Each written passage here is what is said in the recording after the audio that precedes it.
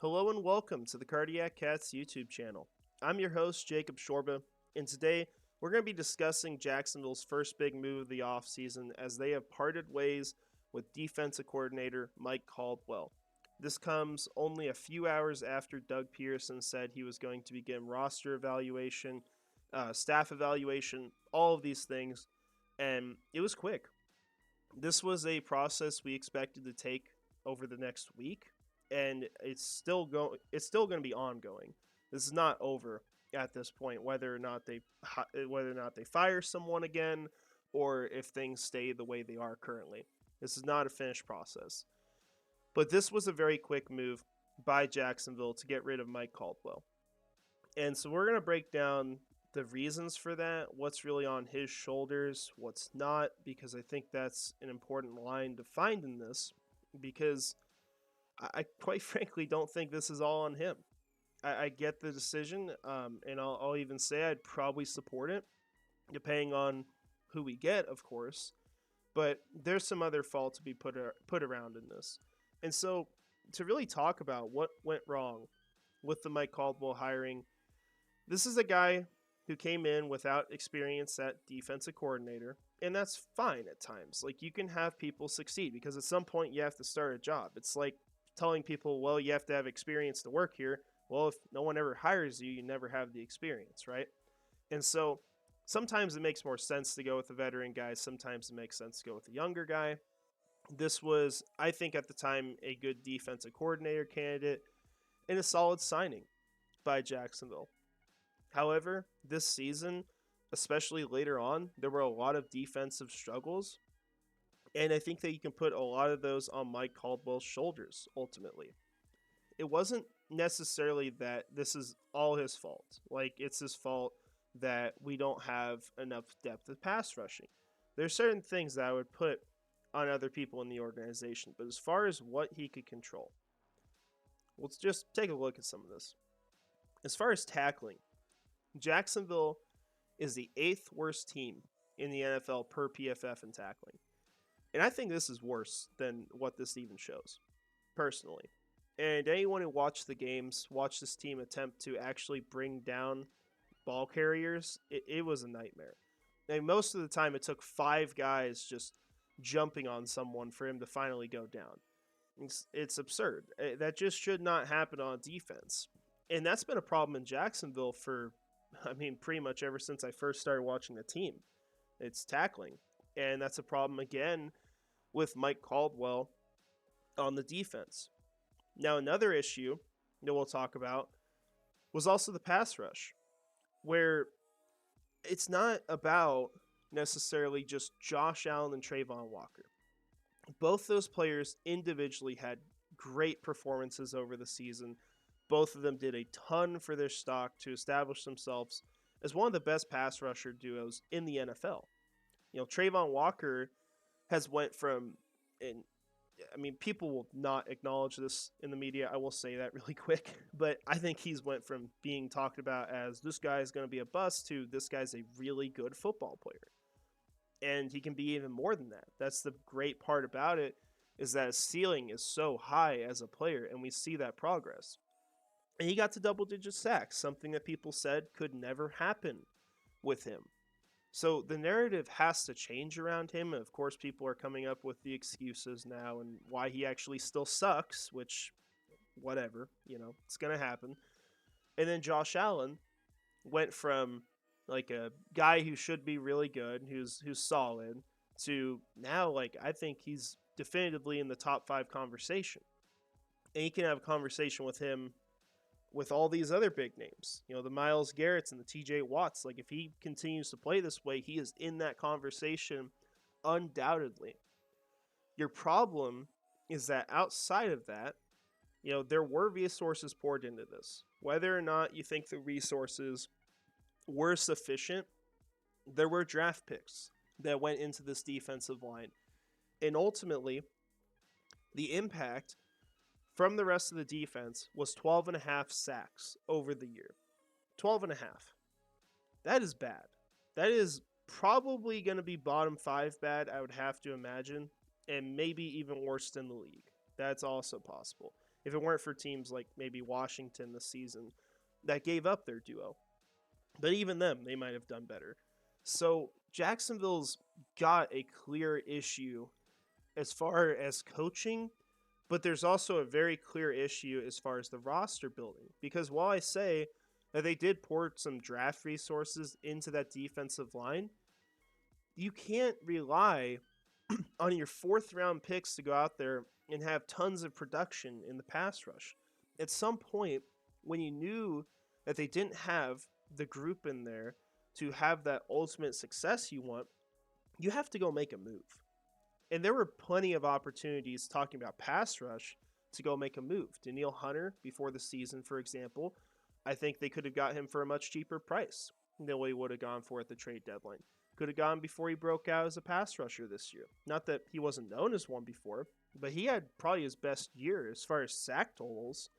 And then you got things like Josh Uche, where they just can't come to terms on a trade deal because, well, Trent Baalke, the way he trades, when he does it, it's great because he gets a great deal most of the time, if not all the time.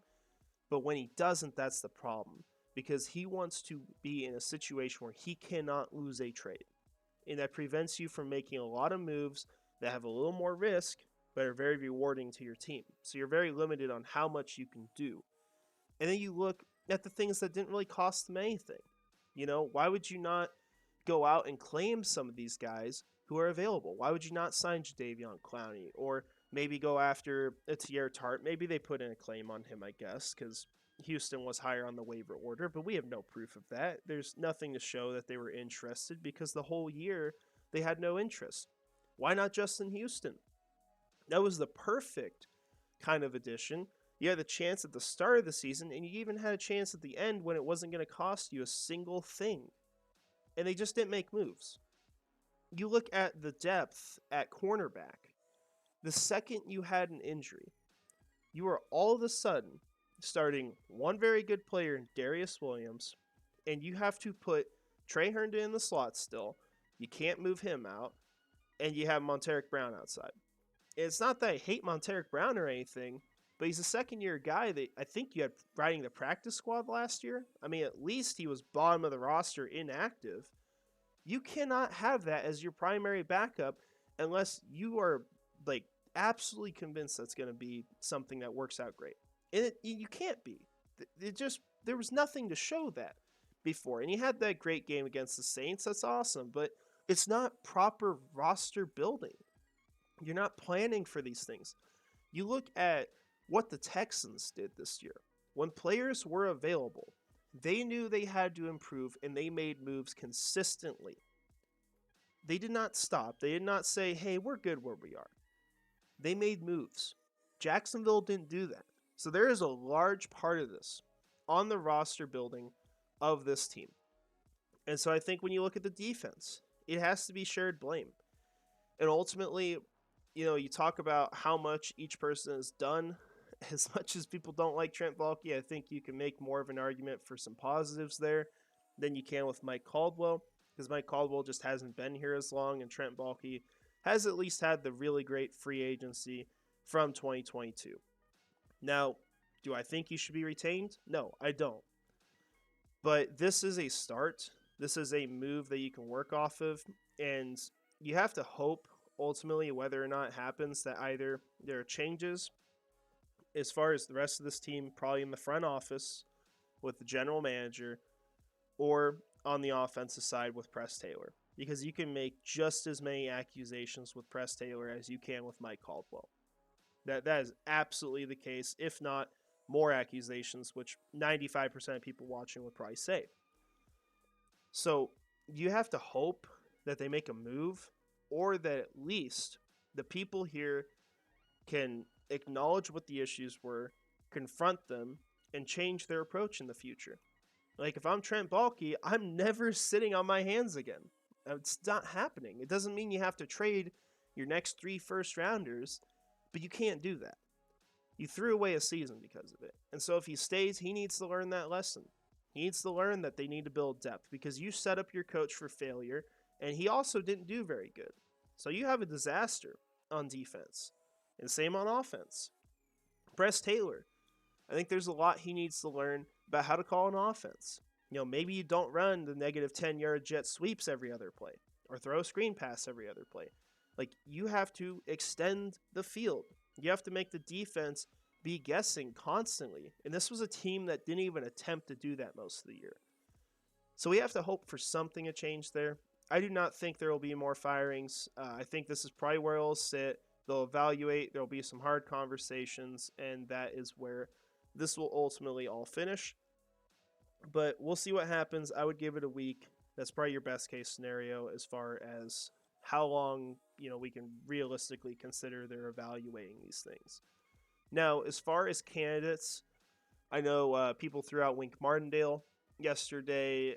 I think he's a guy that probably isn't the best fit because there was, well, for one, the defensive scheme that he runs is entirely different than what Jacksonville has. So you're talking about a defensive rebuild with a unit that's pretty solidified. You kind of just need to add probably one more corner and then, add some to the defensive line. That's what we're talking about on defense. So there's a lot of players already there. You're not going to be looking to overhaul the entire thing. It's unnecessary at this point. You're pretty much throwing away the next season if you do that. So I don't think he fits too well for that reason, but there's also, I did see a report that there was a big falling out there in New York, and the way he acted was pretty obnoxious. So I don't really want to bring that into the team if that's true, but that's nothing confirmed. I may be wrong on that. Just what I saw. You could also look at a former head coach, perhaps. That's always a route that teams tend to consider, and they usually work out pretty well. I think two names you could throw out, actually both Minnesota Vikings, Leslie Frazier and Mike Zimmer would be good defensive minds for a team to bring in.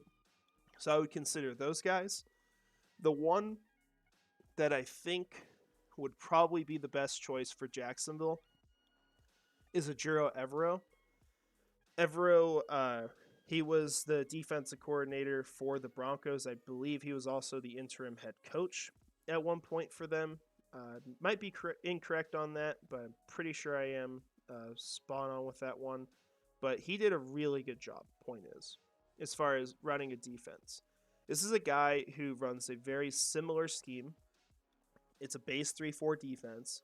He runs a lot of zone coverage, just like Mike Caldwell. You're going to have a group of players here that are going to fit really well into it. He's a guy who has really good leadership abilities. You can see that just watching him. Watch any video on him online on YouTube, and you can see that in the way he acts. This is someone who's going to prepare his defense very well. He's not going to just have them go out onto the field and not be prepared.